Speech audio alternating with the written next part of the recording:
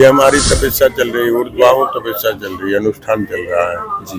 ये 2011 से चल रहा है, 14 साल हो गए। ये हठ योग है या क्या कहें हम इसे? इसको आप हठ योग समझो, अनुष्ठान समझो। उनका कहना है कि बाबा कभी रात में कभी हाथ नीचे कर लेते हो, जैसे आप यात्रा पे जा रहे हैं, गाड़ी पकड़नी हो, गाड़ी में बैठना हो। महाकुंभ के बारे में आप क्या कहेंगे? इस कुंभ मेला से जो है 25 के कुंभ मेला से कई चीजों का परिवर्तन होना है, कई चीजों का। कि क्या आपके जैसे हाथ ऊपर को हैं, अगर आप ऐसे नीचे करें तो नीचे, और नाखून तो आपके काफी बड़े हो गए हैं, ये तो हस्तरेखा क्या लोगों को दिखानी चाहिए?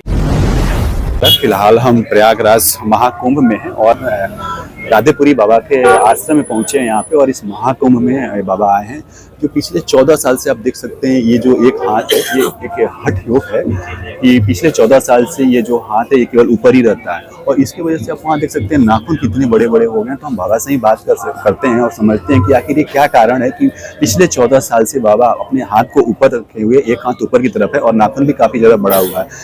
तो बाबा से ही समझते हैं। बाबा प्रणाम करे तो आपको, और हमारे दर्शक थोड़ा जानना चाहेंगे कि ये आप एक हाथ ऊपर के बारे में क्या है, थोड़ा समझाएंगे? ये हमारी तपस्या चल रही है, ऊर्ध्वाहु तपस्या चल रही है, अनुष्ठान चल रहा है जी।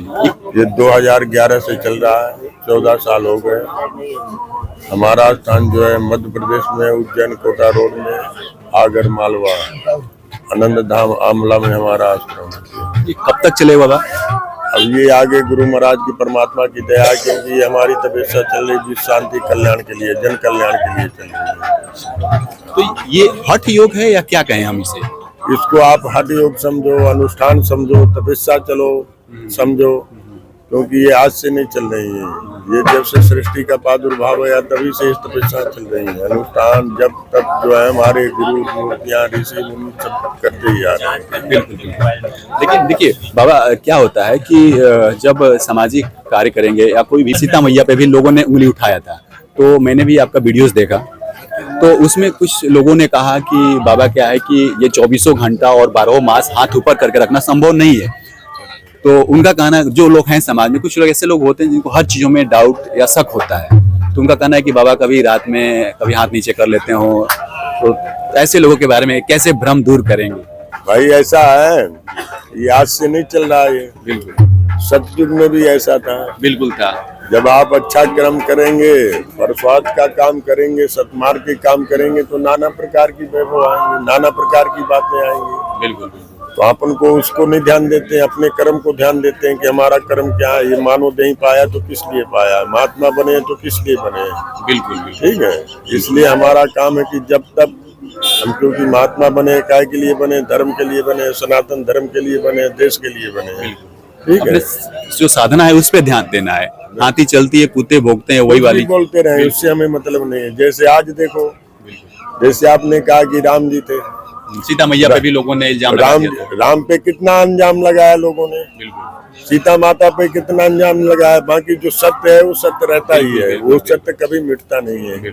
आज अपन देखते हैं कितना लोग बाग वैभव दुनिया का विस्तार कर रहे हैं कि नहीं ऐसा नहीं ऐसा है। बाकी आज अगर उन्हीं से अगर आत्मा से पूछा जाए तो यही कहेंगे कि नहीं, सबसे पहले सनातन ही है, क्योंकि सनातन धर्म श्रेष्ठ है। ये सनातन धर्म की ही रचना है। जितना अपन देख रहे हैं, सूर्य उदय से लेके सूर्य अस्त तक देख रहे हैं, सब सनातन धर्म की रचना है। इसके आगे कोई रचना हो तो कोई हमको बताए। बिल्कुल। बाबा, आप कोई और भी साधना चुन सकते थे कि हमें ये साधना नहीं, ये करना है, कोई और भी साधना कर सकते थे। ये हाथ ऊपर करके रखने वाला ही साधना कैसे दिमाग में आया? पहले हमारी क्या खड़ी तपस्या थी, इसके बाद पंचभूमियों की तपस्या किया, 2011 से ऊर्ध्वाहु तपस्या चालू हुई। ठीक है, तो इसमें कोई कष्ट होता है या आदत सी बन गई है?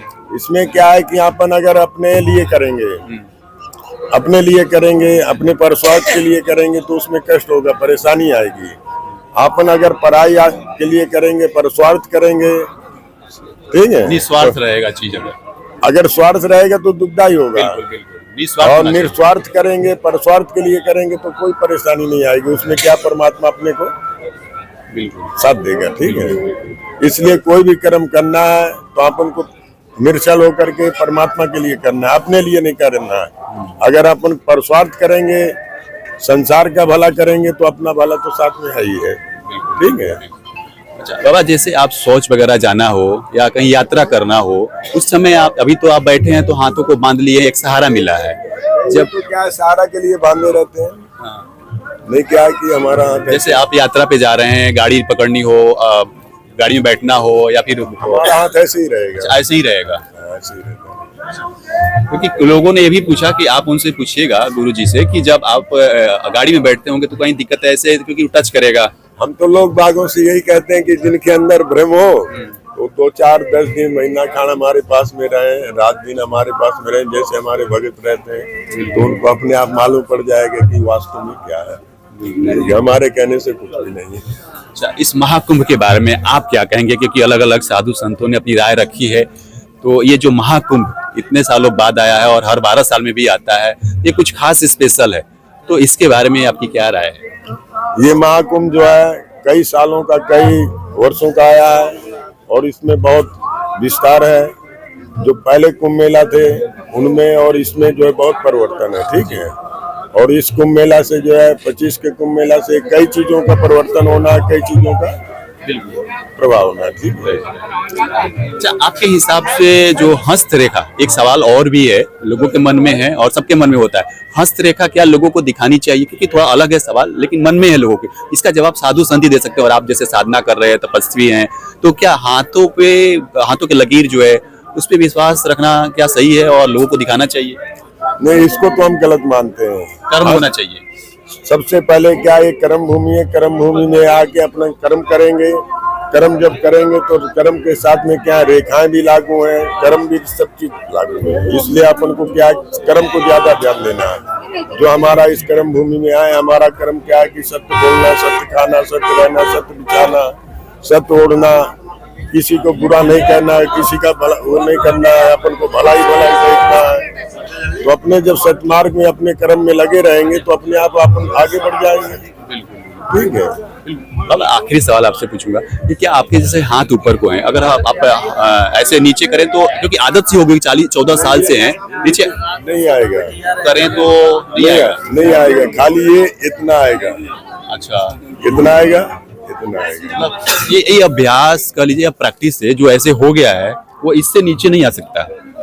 ये खाली हमने जो बताया कि ये इतना आएगा, ऐसे नहीं आ सकता, नहीं आ सकता है, क्योंकि ये यहाँ से सपोर्ट हो गया, वो ऐसा ही फिक्स हो गया है, बन गया है 14 साल के रखे। और नाखून तो आपके काफी बड़े हो गए हैं। ये तो टूट जाते हैं, गर्मी में टूटते हैं। अच्छा, जैसी अंगुली टेढ़ी हो गई, जाम हो गई, क्योंकि अब खून नहीं ऊपर चढ़ेगा तो जो बिल्कुल वो ब्लड सर्कुलेशन रुक रहा होगा। तो बाबा ये अंगूठी खुलता है या पैक है? हम क्या कह रहे हैं कि ये सब जाम है। अच्छा, ऐसे खुलेगा, खोलने पे नहीं खुलेगा। अच्छा, बहुत है, अगर आएगा तो इतना आ सकता है, इतना, ठीक है। देखिए अपन चाहें कि ऐसा आ जाए तो नहीं आएगा, क्योंकि वो टेढ़ा हो चुका है। वो भी ऐसे आएगा तो कब आएगा, जब अपन करेंगे पकड़ के, तब जबरदस्ती। बाबा की जो चर्चाएं थी कि एक बाबा हैं जो ऊपर हाथ करके खड़े रहते हैं, और लोगों ने ये भी कहा, हमसे बात की तो उन्होंने कहा कि बाबा कहीं बाद में तो हाथ नीचे नहीं कर लेते हैं, लेकिन बाबा का कहना है कि आप हमारे साथ आइए, 10 दिन रहिए, 24 घंटा आप हमारा मॉनिटर करिए, उसके बाद आपको विश्वास हो जाएगा। लेकिन यहाँ पे ये भी है कि सीता मैया पे भी लोगों ने इल्जाम लगाया था, तो इल्जाम लगाने वाले 10 तरह के सवाल करने वाले लोग बहुत हैं समाज में, उन सभी पे ध्यान न देकर के हमें साधना पे ध्यान देना चाहिए, हमें अपने कर्मों पर ध्यान देना चाहिए। और बाकी आप देख सकते हैं, बाबा ने ये भी कहा कि अगर कभी नीचे होता भी होगा अगर, तो ये नीचे हो जाता है, लेकिन ये नीचे नहीं होता है, हाथ इतना पे आता है, इससे नीचे नहीं आ सकता है, क्योंकि ये फिक्स हो चुका है लगभग ऐसे करके। और मुट्ठी भी नहीं खुलती है, नाखून केवल दिख रहा है कि इतना छोटा है, इससे बड़े हो चुके थे नाखून, लेकिन वो टूट जाते हैं, ऑटोमेटिक वो टूट ही जाएंगे, ज्यादा काफी बड़े होंगे तो। उसके बावजूद देखिए बहुत सारे नाखून है, और पिछले 14 साल से इसी तरह से साधना में लगे हुए हैं। इसे आप हठ योग कह लीजिए या जो योग कह लीजिए, लेकिन इसी तरह के पहले ये खड़े होकर के तपस्या किया करते थे। तो उसी में जब मैंने पूछा कि ये हाथ ऊपर करके ही क्यों दिमाग में आया, तो इन्होंने कहा कि जब हम पहले खड़े होकर के तपस्या करते थे, तो उसके बाद हमें ये दिमाग में आया कि ये हाथ ऊपर करके रखना चाहिए। यही है खड़े होने के बाद। भाई क्या है, ये हम लोगों का कर्म है। जितने हमारे महात्मा गुरु मूर्तियां सब जब तक में ही करते हैं, कोई कैसा जब तक करता है, कोई कैसा करता है, सभी अपने अपने कर्म में लगे ही रहते हैं, ठीक है। बिल्कुल। और ये अभी कोई गुरु मूर्तियां क्या है, जिसको गुरु महाराज की प्रेरणा भाई दत्त भगवान की, वो कठिन से कठिन जब तक में लग जाता है, ठीक है। बाकी हमारे गुरु मूर्तियां सब लगे ही रहते हैं, कुछ में कुछ जब तक में लगे ही रहते हैं सब। और ये अभी कोई ऐसा समय सीमा तय नहीं है कि ये कब नीचे हाथ होगा। इसका कोई समय नहीं है। हमारे को जब संसार को सभी जनमानस को सबको दिखने लगेगा कि हाँ अब शांति है, तो अपने आप ठीक है। समय के हिसाब से देखा जाएगा चीजें। तो आपने देखा यहाँ पे जो प्रभु जी हैं पिछले 14 साल से कठिन साधना में और एक अपने हाथ ऊपर करके लगे हैं, और लोगों का जो अलग अलग राय था समाज में, देखिए हर तरह के लोग मिलेंगे, हर तरह के सवाल करने वाले लोग मिलेंगे, लेकिन यहाँ इन्होंने बताया कि आप हाथ नीचे करेंगे तो हाथ नीचे नहीं आएगा, एक इस लेवल तक, इस एंगल तक आकर के रुक जाता है, क्योंकि ये इस तरह से ऑलरेडी फिक्स हो चुका है। एक साधना है ये, और एक हठ योग है, और पिछले 14 साल से ये चल रहा है, और ये कोई फिक्स नहीं है कि ये कब खत्म होगा। कह रहे हैं कि ये साधना है, और ये जब तक से संसार में सारी चीजें सही नहीं हो जाए, इनका मानना है, तब तक इस तरह से साधना जारी रहेगा। तब तक के लिए आपको जय श्री राम, जय हिंद, जय भारत।